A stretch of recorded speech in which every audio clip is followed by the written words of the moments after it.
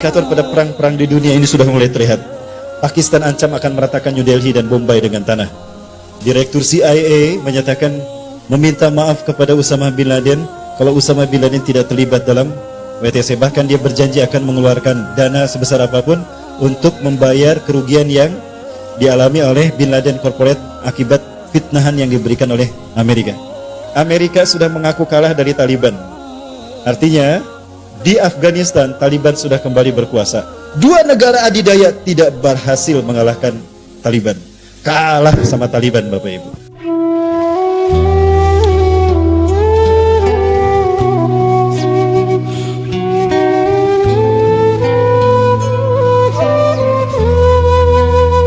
Beberapa peristiwa besar Bapak Ibu sudah kita lihat.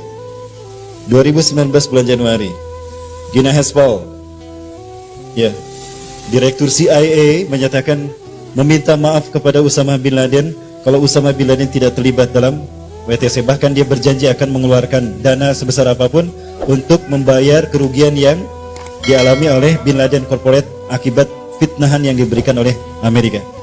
Kalau tidak salah setelah itu Gina Haspel mengatakan mengundurkan diri. Ya, dia sebetulnya menolak dari pencalonannya sebagai ketua CIA, kepala CIA oleh Donald Trump. Dan lupakah kita isyarat kemunculan dua pasukan Al-Mahdi yang terbaik, Ahlus Syam dan Panji Hitam dari Khurasan. Antonio Guterres, Perdana Sekjen PBB, memutuskan bahwa satu-satunya solusi untuk konflik Palestina-Israel adalah solusi dua negara. Kalau kita ke West Bank, Bapak Ibu, mentok di pertigaan jalan, ke kanan itu ke Ramallah, nah itu akan menjadi wilayah Palestina, ibu kotanya Ramallah.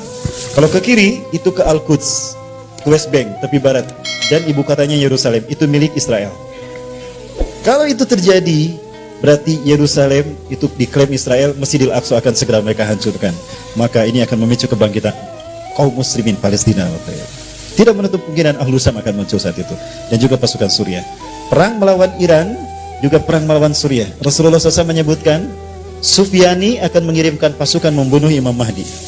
Pada mata sapal Baida, tatkala sampai di pertengahan antara Mekah Madinah di Baida, Allah tenggelamkan mereka semua.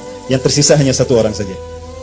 Kembali kepada rajanya memberitahukan apa yang terjadi. Lalu sang raja pun memimpin pasukan langsung memerangi Imam Mahdi. Dan Allah menangkan Imam Mahdi atas dia. Sufyani, apakah Bashar Asad? Selama ini kita tahu pemimpin Suriah adalah Bashar Asad. Kalau tahun depan Imam Mahdi terjadi pembayatan Imam Mahdi, berarti Sufyani yang dimaksudkan adalah Bashar Asad. Dia keturunan Abu Sufyan, Sufyani. Darah Abu Sufyan dibawa oleh Muawiyah bin Abi Sufyan. Dia tidak berbayat kepada Ali bin Abi Thalib. Abu Muslim berkata, "Ya Muawiyah, innal muslimin innan nasa qad yubayyuna aliyan, falimada tubayyu?" Falimada tubayyu? Ya, kenapa engkau tidak berbayat? Falimada tubayyu? Kenapa engkau tidak membayat Ali bin Abi Thalib? Aku kecewa kepada Ali. Ali tidak menghukum pembunuh Utsman bin Affan. Utsman itu sepupuku. Mereka pembunuhnya kok berkeliaran dibiarkan begitu saja. Aku tidak terima. Maka aku tidak akan berbayat. Pergilah dia ke Suriah, di Damaskus mendeklarasikan berdirinya dinasti Umayyah. Maka darah Sufyani sampai ke Suriah. Sufyani. Nah kemudian, apakah kita Bapak Ibu?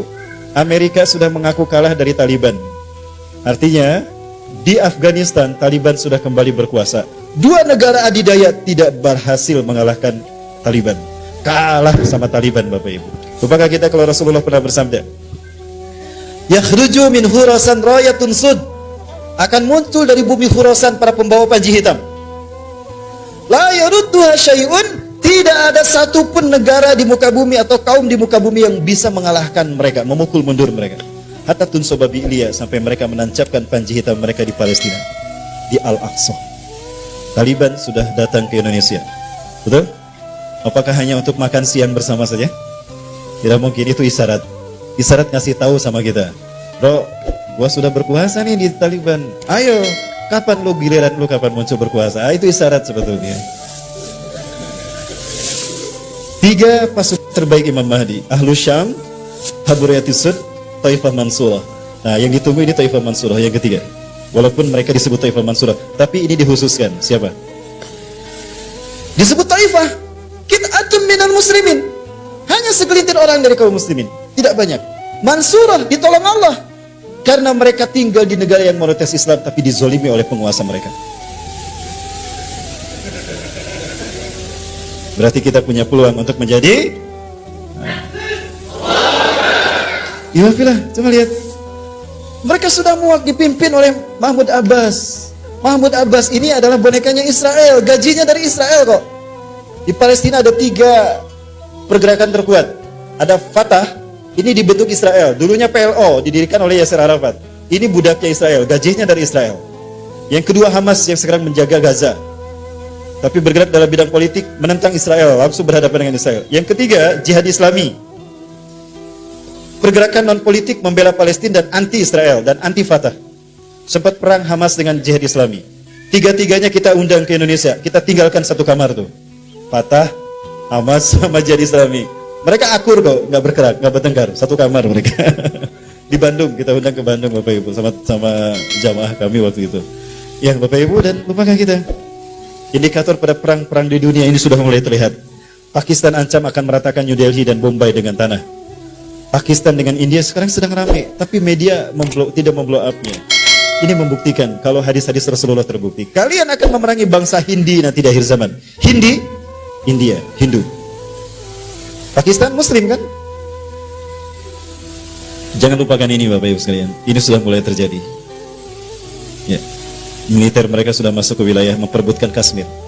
Kemudian tentang bagaimana perilaku yang menyakitkan dari putra mahkota, di mana beliau berkunjung ke Uighur, ke Cina, tapi tidak menyatakan pembelaan kepada Muslim Uighur, bahkan setuju dengan kamp konsentrasi ala Cina. Ini yang membuat marah beberapa ulama Malaysia.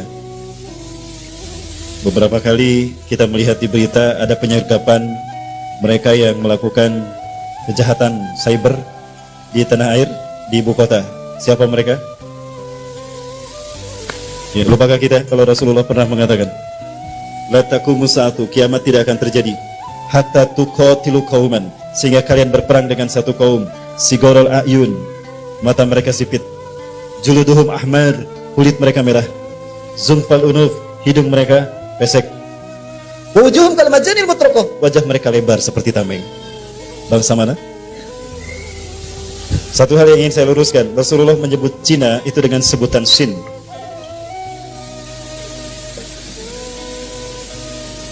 Dan ketika Rasulullah menyebut Sin, ini artinya Muslim.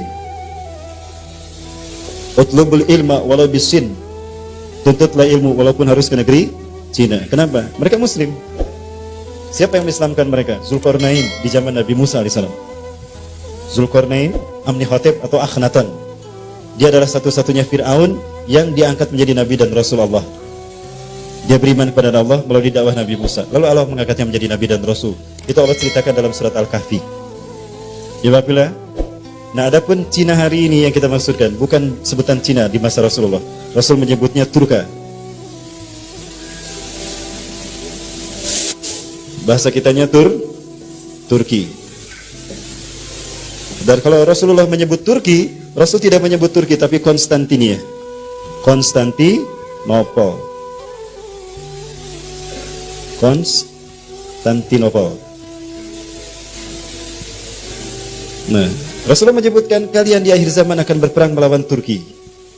Ya, ciri-cirinya sipit mata mereka, merah kulit mereka, pesek hidung mereka, dan lebar wajah mereka seperti tameng. Tapi kita menyebutnya sama saja. Mereka tidak berislam. Baik, Ibu Rahmatullah. Sudah ada? Sudah ada? Alhamdulillah. Baik, Ibu Rahmatullah. Lalu apakah kita, Raja Salman pernah meminta kepada negara-negara Arab dan dunia untuk ikut berperan bersama Arab memerangi Iran, bukan? Kalian akan memerangi Iran. Dan di saat perang melawan Iran, Barat akan bersekutu dengan kalian. Wa ta'khuduna hilman taman ma'hum. Kalian akan mengambil perjanjian yang sempurna dengan Bani Rum. Artinya bersama Bani Rum akan memerangi Iran.